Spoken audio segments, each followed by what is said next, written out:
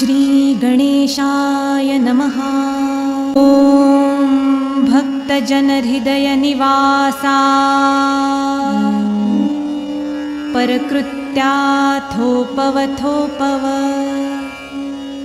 परमन्त्रा शान्तव शान्तव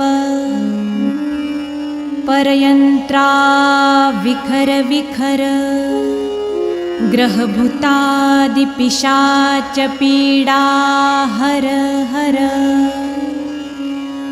दारिद्र्य दुःखा घालव घालव सुख शांती फुलव फुलव